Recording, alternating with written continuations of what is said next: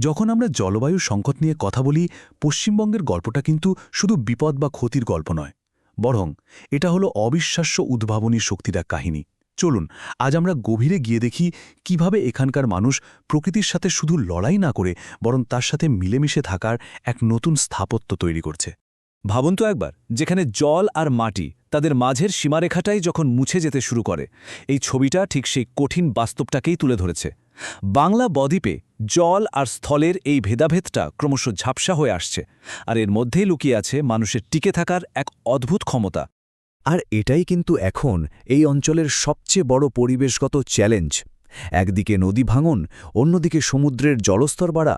এর ফলে চাষের জমি বলুন বা ঘরবাড়ি, সবকিছুই আজ একটা বড়সড় বিপদের মুখে। কিন্তু আজকের এই আলোচনাটা শুধু হারানোর গল্প শোনানোর জন্য নয়। আমরা প্রায়ই জলবায়ু পরিবর্তনের কথা শুনলে একটা আশাহীন ছবি কল্পনা করি। আজকের গল্পটা সেই ধারণাকেই চ্যালেঞ্জ করবে। এইখানেই লুকিয়ে আছে আসল গল্পটা। এটা হলো সহনশীলতার স্থাপত্যের গল্প।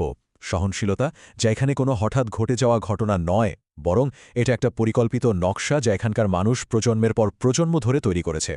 কিন্তু এই সমাধানগুলো ঠিকমতো বুঝতে হলে আগে আমাদের জানতে হবে সমস্যাটা ঠিক কতটা গভীর আর চ্যালেঞ্জটা ঠিক কতটা বড়। এই ম্যাপটা দেখলেই ব্যাপারটা পরিষ্কার হয়ে যাবে। দেখুন, পশ্চিমবঙ্গের ভৌগোলিক গঠনটাই কিন্তু বেশ অদ্ভুত। একদিকে উত্তরে হিমালয়ের পাদদেশ, আর অন্যদিকে দক্ষিণে সুন্দরবনের এই বিশাল ম্যানগ্রোভ অরণ্য। পুরো বদ্বীপ অঞ্চলটাই প্রাকৃতিকভাবে খুব ঝুঁকিপূর্ণ। এখানে বিপদটা দুই দিক থেকে আসে। যেমন ধরুন উত্তরবঙ্গের জলপাইগুড়ি, যেখানে হুট করে হড়পাবান এসে সবকিছু ভাসিয়ে নিয়ে যায়। আবার অন্যদিকে সুন্দরবনের মতো উপকূলীয় অঞ্চলে ঘূর্ণিঝড় আর মাটির লবণাক্ততা ধীরে ধীরে জীবনকে কঠিন করে তোলে। দুটোই ভয়ঙ্কর, কিন্তু এদের মোকাবেলার ধরন একদম আলাদা। $13 বিলিয়ন, ভাবা যায়? এটা কিন্তু শুধু একটা সংখ্যা নয়, এটা হলো একা 2020 সালের ঘূর্ণিঝড় আমফানের রেখে যাওয়া ক্ষতচিহ্ন। এর থেকেই বোঝা যায় ঝুঁকিটা শুধু পরিবেশের নয়, অর্থনৈতিকভাবেও এটা কতটা মারাত্মক। তো এত সব চ্যালেঞ্জের মুখে দাঁড়িয়ে এখানকার মানুষ কি করছে? এখানেই আসছে সেই টিকে থাকার স্থাপত্যের ধারণাটা। জলের বিরুদ্ধে যুদ্ধ না করে তার সাথে মানিয়ে নিয়ে বাঁচার এক অসাধারণ কৌশল। আর এই ভাবনারই একটা অসাধারণ উদাহরণ হলো এই চাংঘর। ভালো করে খেয়াল করুন এর গঠনটা।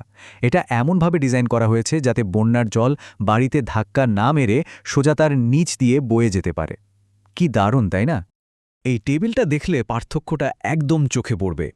একদিকে আধুনিক আরসিসি বাড়ি যা বন্যাকে আটকানোর চেষ্টা করে আর ভেঙে যায়, আর অন্যদিকে দেশীয় চাংঘর। এটা শুধু অনেক সস্তাই নয়, বাঁশের মতো নমনীয় জিনিস দিয়ে তৈরি। তবে সবচেয়ে বড় সুবিধা হলো এর বহনযোগ্যতা। ধরুন নদীর গতিপথ বদলে গেল, তখন এখানকার মানুষ তাদের পুরো বাড়িটাই সরিয়ে নিয়ে একটা নিরাপদ জায়গায় চলে যেতে পারে। এর ডিজাইনের প্রত্যেকটা দিক কিন্তু খুব ভেবেচিন্তে করা। যেমন প্রতি বছর বন্যার জল কতটা উঠছে তার উপর নির্ভর করে বাড়ির উচ্চতা ঠিক করা হয়। কংক্রিটের পিলারের বদলে বাঁশের খুঁটি ব্যবহার করা হয়, কারণ জলের স্রোতে সেগুলো বেঁকে গিয়েও টিকে থাকতে পারে। আর ঘরের ভেতরে তাকগুলো এমনভাবে বানানো যাতে জল উঠলেও প্রয়োজনীয় বীজ বা খাবার শুকনো আর সুরক্ষিত থাকে। শুধু থাকার জায়গা হলেই তো চলবে না, তাই না? পেট চালানোর জন্য তো ব্যবস্থা করতে হবে। তাই এখানকার কৃষিকাজকেও পুরোপুরি নতুন করে ভাবতে হচ্ছে।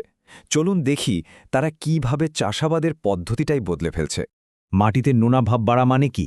শুধু চাষের জমি নষ্ট হওয়া নয়, এর সাথে জড়িয়ে আছে মানুষের পরিচয়, তার বেঁচে থাকার অবলম্বন। তাই সুন্দরবনের কৃষকরাও প্রকৃতির নিয়ম মেনেই নতুন পথ খুঁজেছেন।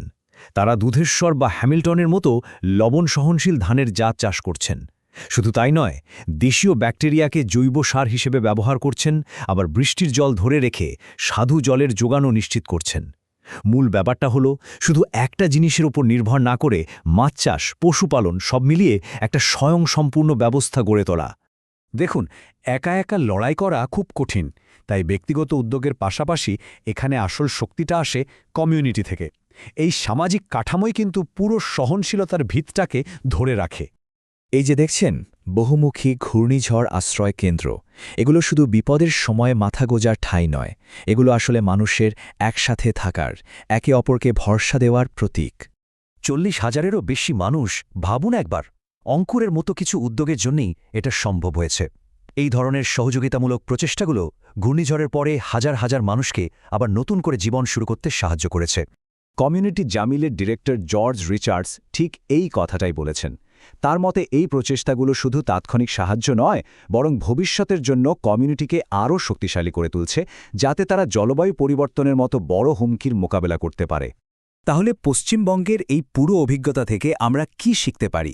সত্যি বলতে এটা শুধু একটা স্থানীয় গল্প নয়, এর মধ্যে লুকিয়ে আছে গোটা বিশ্বের জন্য একটা বড় শিক্ষা। পশ্চিমবঙ্গের এই মডেলকে যদি আরও বড় আকারে কাজে লাগাতে হয়, তাহলে কয়েকটা জিনিস খুব জরুরি। যেমন জাতীয় আবাসন প্রকল্পগুলোতে চাংঘরের মতো দেশীয় নকশাকে জায়গা দেওয়া যেতে পারে। আবার বন্যার সময় যাতে জরুরি কাগজপত্র হারিয়ে না যায়, তার জন্য সব রেকর্ড ডিজিটাইজ করা দরকার। আর সবচেয়ে গুরুত্বপূর্ণ হল, ভারত আর বাংলাদেশের মতো দেশগুলোকে একসাথে কাজ করতে হবে, কারণ জলবায়ু সংকট তো কোনো দেশের সীমানা মানে না। শেষ করার আগে এই প্রশ্নটা আমাদের সবার ভাবার জন্য রইল। জলবায়ু বদলাচ্ছে, এটা বাস্তব। এখন প্রশ্ন হল, আমরা কি এর থেকে পালিয়ে যাব, নাকি এর সাথে মানিয়ে নিয়ে জলের সাথে তাল মিলিয়ে চলার মতো এক নতুন ভবিষ্যৎ করতে শিখব? পশ্চিমবঙ্গের এই কাহিনী হয়তো সেই পথটাই আমাদের দেখাচ্ছে।